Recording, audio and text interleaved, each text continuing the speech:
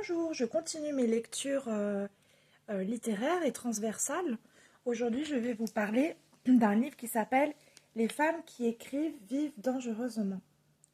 Donc, c'est un livre écrit par Laura Adler et Stéphane Bollmann et en fait, qui s'intéresse à l'écriture féminine.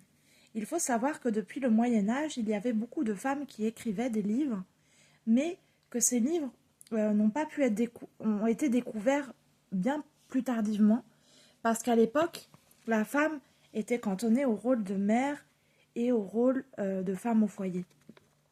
Donc une femme qui écrit, il y a l'idée que c'est une personne qui se met en risque. C'est une personne qui invente sa propre langue. La femme qui écrit peut être considérée comme hérétique ou comme une sorcière. On les dit dangereuses parce que l'écriture renvoie à quelque chose de intérieur, de l'intériorité féminine, et cette voix, souvent, est bafouée. On les appelle aussi les courtisanes. Elles veulent aller dans des salons, mais elles en sont privées. Il faut aussi savoir que l'écriture, ça peut être aussi un lien entre la mère et la fille, une sorte de cordon ombilical réapproprié. Les femmes peuvent être militantes, penseuses, elles doivent souvent être mariées ou se cantonner au rôle de mère, mais elles écrivent en secret tout au long de l'histoire de la littérature. Pour cela, elles prennent des pseudonymes, ou parfois même se déguisent en hommes. Elles mettent des vêtements masculins. Elles œuvrent souvent dans l'ombre, et il faut savoir que leurs œuvres ne seront découvertes qu'à leur mort. Elles sont considérées comme dangereuses parce qu'elles mettent sans dessus-dessous la place des sexes. Elles réinterrogent la place de la femme dans la société. Alors, au fil des siècles, il y a quand même la notion de chambre à soi qui s'est développée.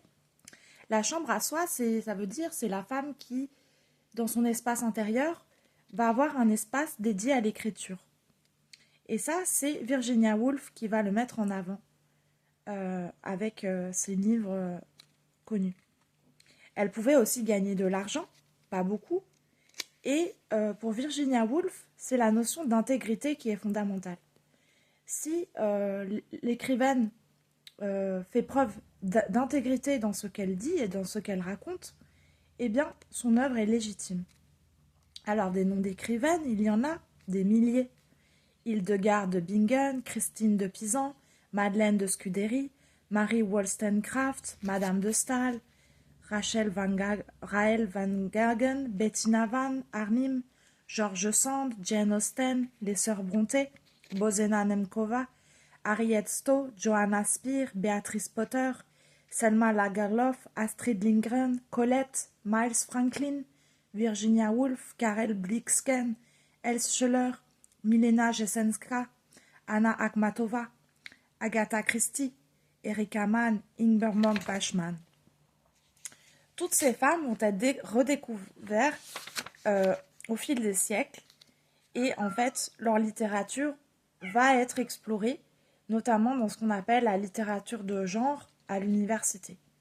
Mais cela mettra beaucoup de temps et il faudra attendre souvent le 20 voire le 21e siècle pour que ces femmes soient lues et découvertes. Voilà. Alors celle que je connais le plus, c'est Christine de Pisan au Moyen-Âge.